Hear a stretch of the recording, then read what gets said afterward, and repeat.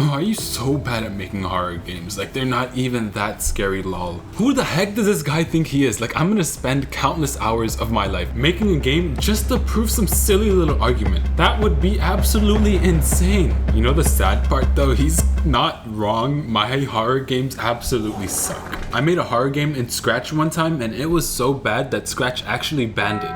But today is a new day to prove myself, because I'm gonna be using a program called Tripo Studio to help me on my journey to prove this man wrong. So if you don't know what Tripo Studio is, it's basically a program where you use AI to generate entire 3D models. Like, just watch this, I'm gonna generate myself. Handsome fan who is 6'6". Oh wow. It can also do auto retopology, rigging, and much more. So let's just start making the game first. I'm gonna be making my horror game inside of Unity because Scratch has the IQ of my cat Krusivaya Krov when it comes to 3D. And I'm not gonna lie, Krusivaya Krov is kind of on the slow side, if you know what I mean. Horror game. So while Unity's loading, let's go ahead and make the 3D character. All right, so I'm here in Tripo and you can see here's a bunch of all the 3D models that I guess the community's made. We have this jack-o'-lantern. Yo, what the heck is this? A chicken, a wizard guy, and I'm gonna go to 3D model generate. And you can see that we have a couple of options. We have text to 3D, where you can describe a model you want to generate. Handsome fan who is 6'6". Or you could use image to 3D, where you upload your own image and Tripo automatically generates a 3D model from it. So I'm gonna use image to 3D. I already have an idea of what I want my character to look like. This guy. So now I'm gonna press generate and wait until Tripo generates my 3D model. Jeez, and it's already done. That took like 10 seconds. Can you believe that? I literally typed in a couple of words and now I have a complete 3D model. Tell me that isn't cool.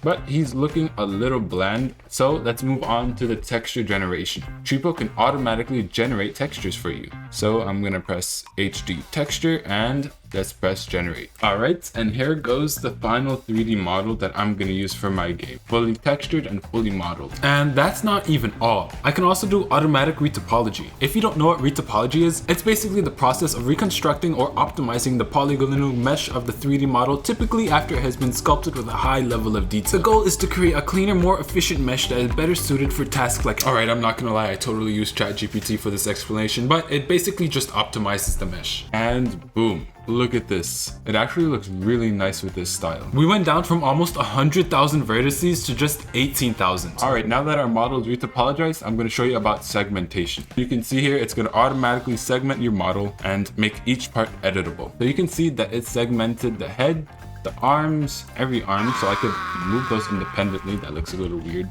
All right, so now let's rig our character. So I'm gonna go to rigging and I'm gonna press auto rig. Alright, now I need to generate the rest of the items. So I need coins, I need ghosts, and I need my jump scare. I have this irrational fear of spiders for some strange reason. So naturally, I'm gonna make the jump scare a spider. So let's do text to 3D and let's say spooky horror game spider. Oh, okay, that's actually super creepy. Polycount auto HD texture and let's press generate. Alright, so it came up with this. I actually like this. This is kind of cool. It kind of looks like the creature from Alien. It looks like a brain. I'm gonna do it into segments and hopefully it should split each of the legs into different parts so I can move them around. Exactly what I needed. Now I'm going to start rigging the spider. So let's go to rigging and auto rig.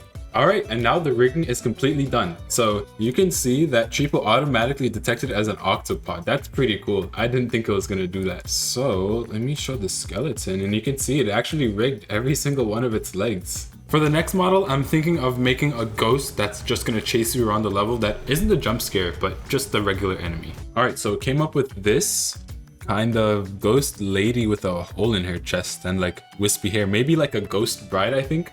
Whoa, that actually looks so sick. That looks amazing. And it has like the hair, the wispy spooky hair. Oh, this looks good.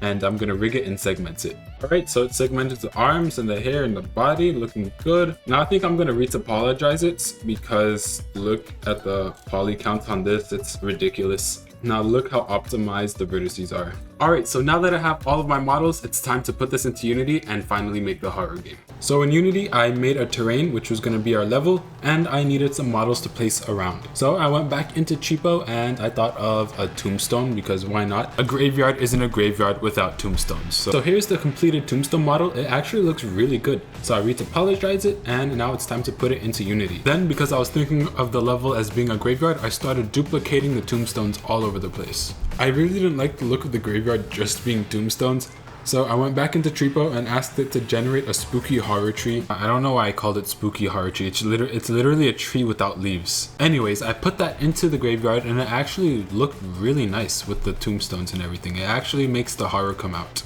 So now that my level is done just placing this last tree, it's time to put the player inside of the game. Yeah, he looks very stiff, but don't worry, we're gonna add animations. It's all gonna come to life soon. So first order of business, animations. So here's the completed animations. I got walking, running, walking backwards, walking to the left, walking to the right, and jumping. Well, for some reason the jump animation was pretty buggy. Like you would jump and then you would go into a T-pose.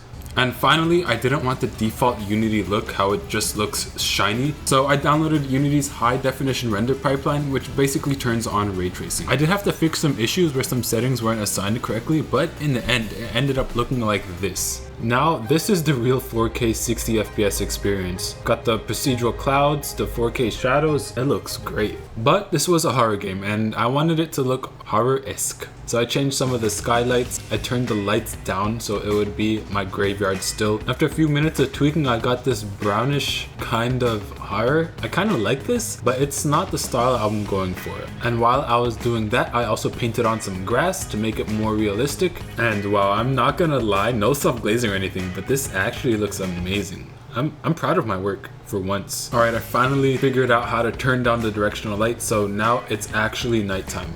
Well, kind of. I need to change the background. But enough worrying about that. I need to add in my enemies. So the first enemy that I have is my ghost bridesmaid. I dragged her in, added her materials and textures, spent way too long messing around with Unity's particle system for some reason. I don't know what I was trying to go for here, but it sucks. I also thought of an objective. So I figured that I was gonna put some heart collectibles around, and to complete the game you need to collect all of the hearts to finally get out of the level. So now with a little bit of work, the heart is now in the game and you should be able to collect it. For some reason when I dragged the ghosts in, I completely forgot to code them in. What they need to do is basically patrol around the level, and then when you get into their range, then they start chasing you. So now that the ghost was done, it has its movement and everything, I want to start working on the jump scare, which is gonna be my spider. So I'm thinking the spider will just patrol around the level, and then once it sees you, it'll chase you and then you'll get jumped. I used Tripo's auto rigging feature and I was surprised. I opened up the Tripo model in Blender and the rigging was actually really good. So I just exported it into Unity and I'm going to try making a little walk animation. So instead of individually animating every single leg, that would take forever, I'm going to try doing procedural animation for the first time. And once it's done, it'll actually look really good. This is what procedural generation looks like on a spider. So after a while with tinkering around with my spider leg settings, I ended up with this and I think it looks pretty spooky. I'm terrified to see this running around in a graveyard at night. I got stuck for a while because I was trying to get the spider to jump scare you when you started looking at it face on, but for some reason it just didn't work and the spider started teleporting in random places. I spent such a long time figuring out why it wasn't working, and in the end I realized that I didn't even add a collider, so basically the spider couldn't detect that the player was right in front of it. So I added the collider and now it's time to code in the jump scare.